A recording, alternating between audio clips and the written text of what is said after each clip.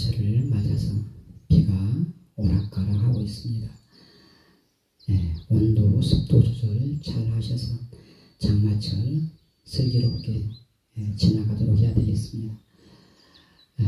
오늘 법회가 신흥사에서 처음으로 이렇게 법문을 하는 것 같습니다. 지난 5월 30일에 100일기도 입제를 위해서 현재 100일기도를 진행하고 있습니다.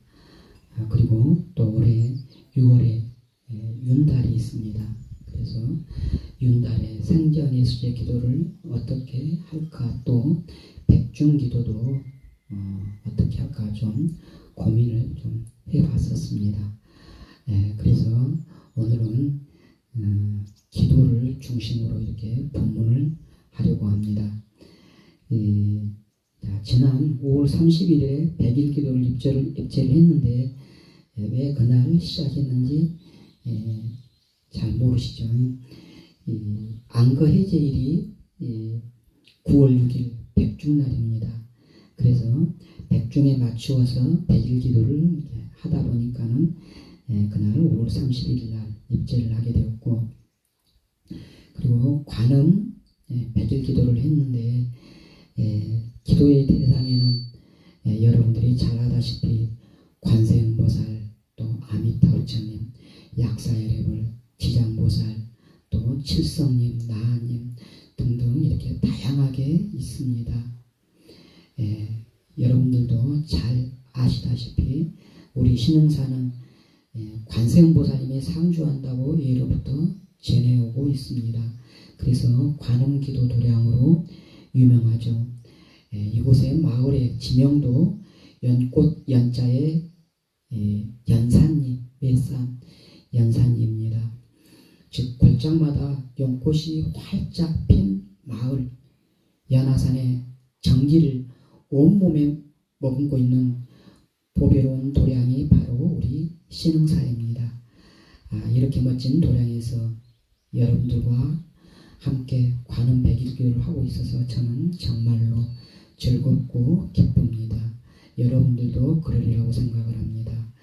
우리가 100일 관음 기도를 하듯이 우리 불자님들의 신행생활은 기도라는 구체적 형태로 이렇게 나타나죠.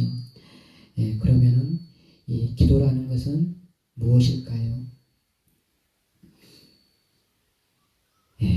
기도는 비는 것입니다. 일반적으로 기도라고 하는 것은 자신의 한계를 극복하거나 또 부족한 부분을 채우기 위해서 인간보다 능력이 뛰어나다고 생각되는 어떠한 절대적인 존재, 또 그 밖에 신비한 힘에 의지해서 간절하게 비는 행위가 바로 기도입니다. 그렇기 때문에 기독교나 이슬람교, 힌두교 등 각각의 종교에는 저마다 독특한 기도의 내용과 방법이 있습니다. 민중들의 삶과 아픔을 어루만지는 우리 불교도 마찬가지죠.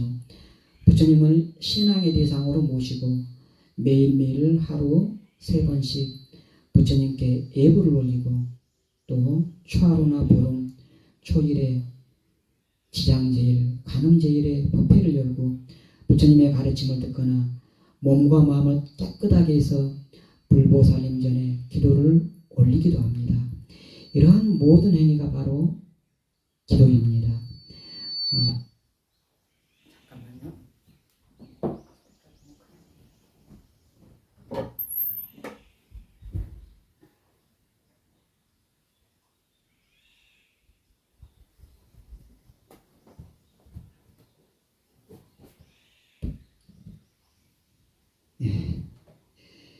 이러한 모든 행위는 이러한 모든 기도는 신앙심을 바탕으로 이렇게 이루어지게 됩니다. 신앙이라는 말 그대로 믿고 오르른다는 그러한 뜻이죠.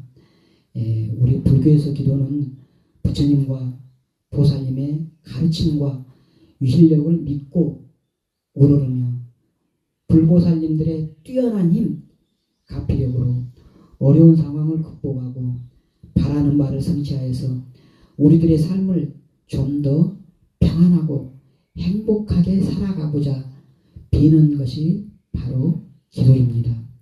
빈다고 하는 것은 결국 바라는 바가 있기 때문이죠.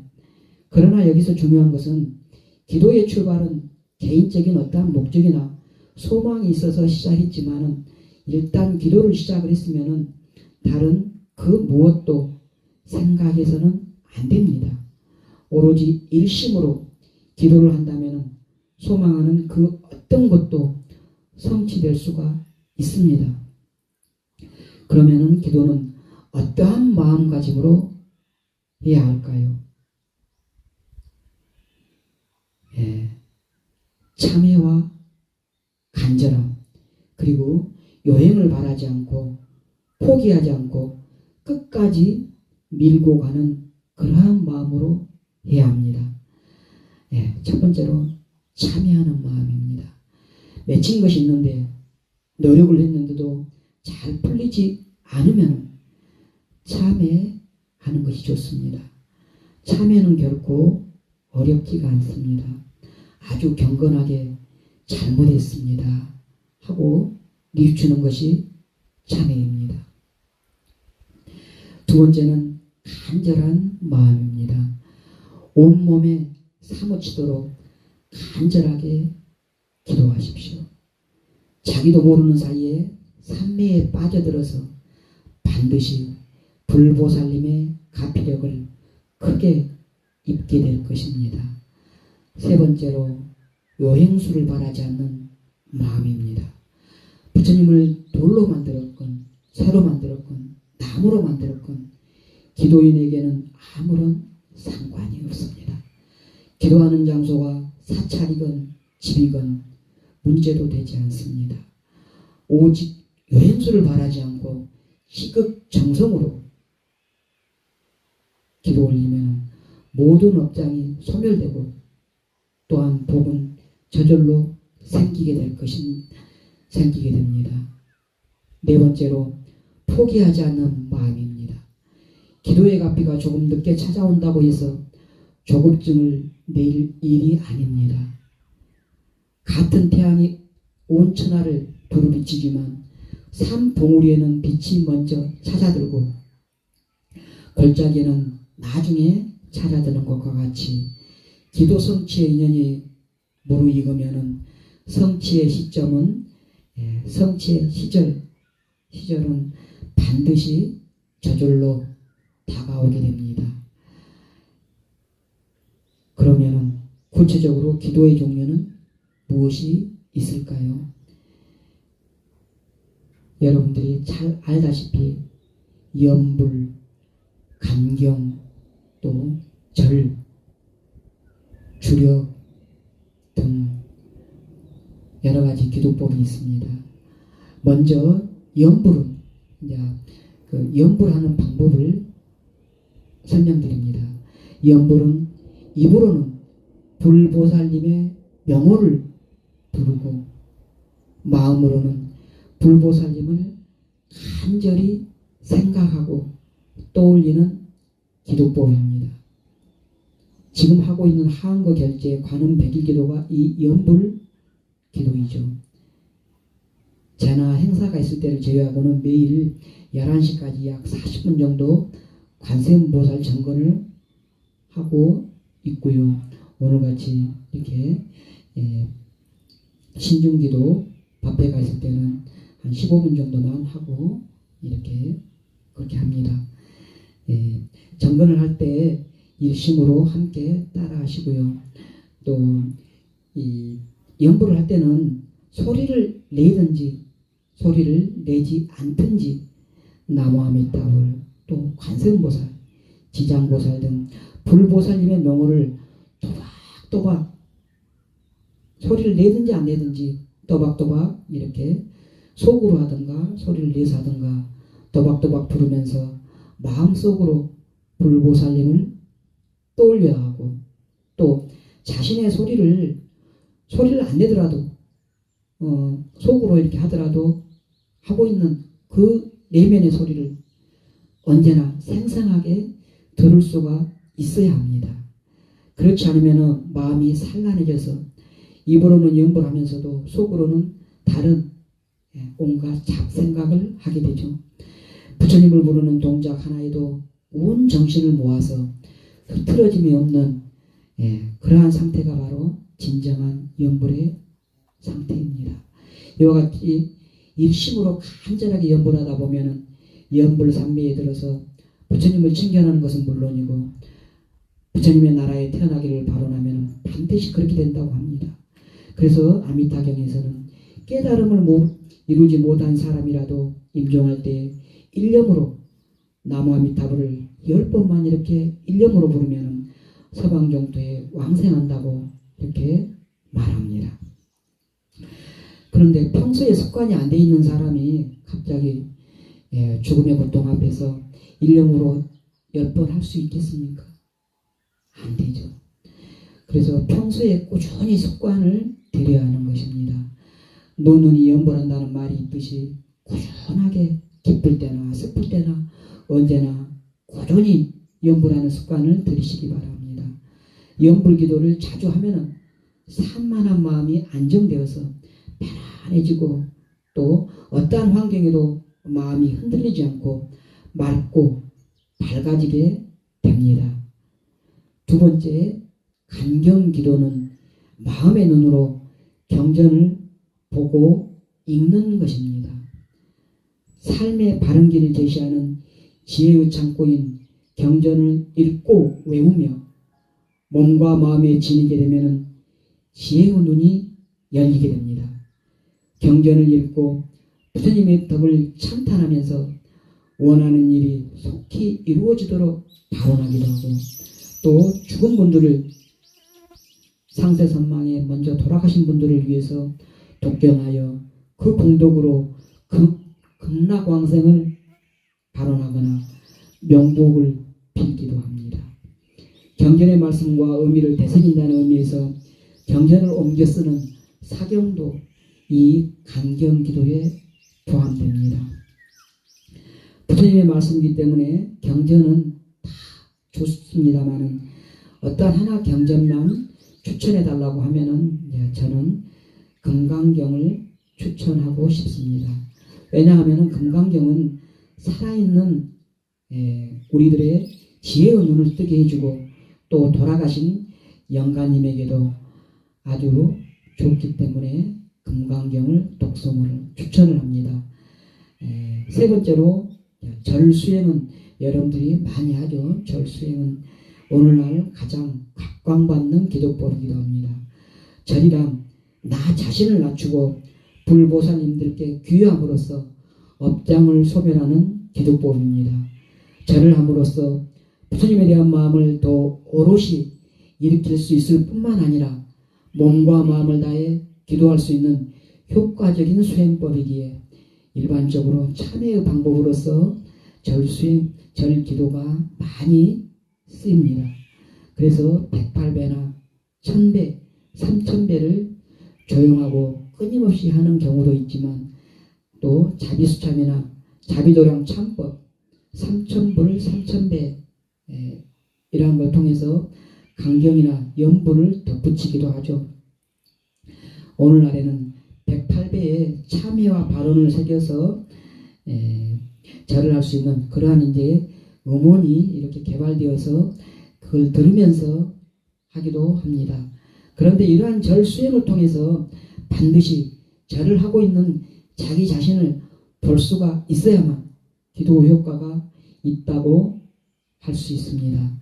그저 아무런 생각 없이 횟수를 채우기 위해서 100배, 1000배, 3000배, 10,000배 이 횟수를 채우기 위해서만 이렇게 절을 하는 것은 일반적인 운동과 별반 다를 것이 없습니다. 절을 할 때는 푹신한 파침을 깔고 그 방법을 충분히 숙지하고 해야 됩니다. 절을 하고 있는 자신을 이렇게 잘 바라보면서 그렇게 기도를 해야 되죠. 이렇게 푹신한 받침을 깔거나 그렇지 않고 그냥 맨 땅에서 이렇게 하다 보면은 관절을 다치거나 또 인대에 무리를 줄 수 있기 때문에 절수행도 주의해서 조심해서 해야 됩니다. 네 번째, 주력 기도는 주력이라는 말은 진실한 말의 힘, 또 진언을 주력이라고 합니다. 진언은 부처님의 방대한 가르침을 응축한 진실한 말을 가리킵니다. 이 진언을 외우는 기도를 주력 기도라고 하죠. 주력 수행은 기도 공덕을 성취하는 것은 물론이고 기초 수행법으로서 집중력을 키우고 산란한 마음을 다스리며 업장을 소멸하는 역할을 합니다. 주력의 종류로는 천수대비주, 능엄주, 육자 대명왕진언, 광명진언 등 여러 가지가 있으며 그 외에도 일상 의례에서 사용하는 다양한 진언들이 있습니다.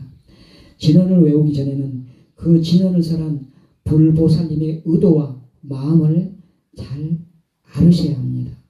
예를 들어서 천수대비주를 외울 때 무조건 진언을 이렇게 외우는 것이 아니라 관세음보살님의 대자대비한 마음과 그 대비주를 설하신 목적을 잘 떠올려야 합니다.